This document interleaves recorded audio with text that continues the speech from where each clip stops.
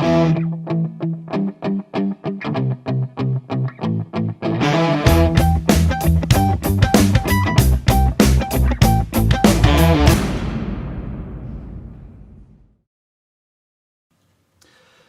it's Curtis from STEM Recording, and today we're going to talk about microphones and specifically microphone purchasing. We'll do other videos on my favorites for different occasions, but today we're going to talk about buying microphones and most importantly buying used microphones. At least half of my microphones here in the studio I purchased used, and it would help to talk a little bit about how I view audio. So you have your source and you have your destination, which is your tape machine or your computer hard drive. And in between you have a series of windows. You have your microphone, you have your mic pre, you have your EQ, compression, and then your converters. So ideally, if you can eliminate a window, that's great. And I think the most important window of all is the mic choice. And if you use proper mic choice and proper mic placement, you can eliminate the EQ window, at least in the tracking stage. And that is why I think mics are the most important of the chain. I think in terms of mic pre's, the difference between a $300 mic pre and a $1,000 mic pre is minimal, and sometimes imperceptible. So mic choice, I think, has the most effect on your finished sound. I think buying through eBay or Reverb is a good way to buy. They have buyer protections. You can look at the feedback on your sellers and amount of transactions they've had, and I think you can really find good sellers. I've had very good luck on eBay and Reverb. Probably the only bad experiences I've had were because I chose bad microphones and just bad choices. And so getting into that, I have 3 tips in buying used microphones. The very first one is don't buy discontinued mics. The 2 bad experiences I've had were, this is an AKG D12E.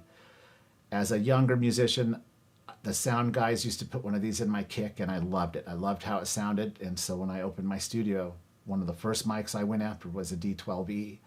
And they'd been discontinued, so naturally they were 2 or 3 times the cost of what they were originally. I bought one, it broke after a month. I bought another one, it lasted maybe 2 or 3 months, and they're not repairable. So once they're done, they're done. And I learned my lesson. I found something that could take its place, and I no longer buy microphones that are discontinued. Tip number two, don't buy a microphone because Steve Albini uses it. I'm just using him as an example. This is the Biodynamic M380. These are also discontinued. It's a figure of 8 microphone. They are apparently, I've read that Steve Albini favors this microphone. So suddenly it went from $300 to $900, and they're discontinued. Most of them don't work like they were intended to. You have no idea what Steve Albini has in his signal path that makes his kick drums sound like they sound, but this is just one ingredient in there. You can't buy a pair of Air Jordans and lace them up and go and drop 45 on the Celtics. That's not how that works. So don't buy a microphone just because some other guy says it's his favorite. Make sure it's something you want, you like, and buy it for that reason. My final tip is when you're listening to sound clips on the internet, lone sound clips of a microphone, you have no idea what kind of mic pre, what kind of processing, what kind of converters, what kind of room, what kind of microphone. Well, you know the microphone, but you don't know any of the other variables. I prefer shootouts where at least you can hear the microphone in relation to something else relative. So you can tell the difference from one mic to the other, and you don't have to worry about those variables as much. There's still no substitute for hearing a microphone in real life.